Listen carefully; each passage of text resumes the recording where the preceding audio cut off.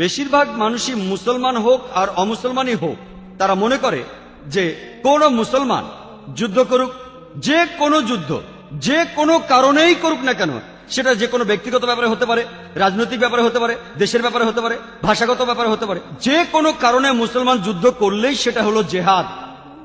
অমুসলমানরা এবং এমনকি মুসলমানরাও একটি ভুল করে যে কোনো মুসলমান যুদ্ধ করলেই তাকে নাম দেয় জেহাদ।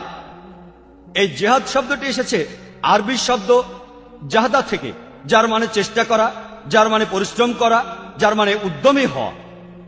এবং ইসলামিক অভিধান অনুযায়ী জিহাদ শব্দটির অর্থ কারো অসৎ প্রবৃত্তির বিরুদ্ধে সর্বশক্তি দিয়ে লড়াই করা। জিহাদের অর্থ হলো চেষ্টা করা, সমাজের উন্নতি করা। এর মানে যুদ্ধক্ষেত্রে যুদ্ধ করে আত্মরক্ষা করাকেও বোঝায়, এবং এর অর্থ অন্যায় এবং অত্যাচারের বিরুদ্ধে লড়াই করা। জিহাদ যে মূল শব্দ জাহাদা থেকে এসেছে, তার অর্থ পরিশ্রম করা, তার অর্থ চেষ্টা করা। উদাহরণস্বরূপ, যদি কোনো ছাত্র চেষ্টা করে পরীক্ষায় পাশ করার জন্য, তাহলে তাকে আরবিতে বলে সে জিহাদ করছে, সে চেষ্টা করছে, পরীক্ষায় পাশের জন্য সে পরিশ্রম করছে।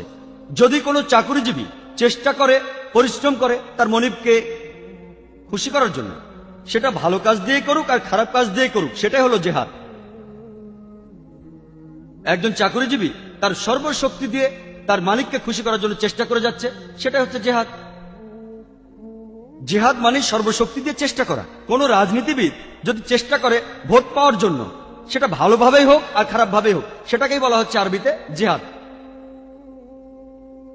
জিহাদ সম্পর্কে আরো একটি ভুল ধারণা মানুষের মধ্যে আছে।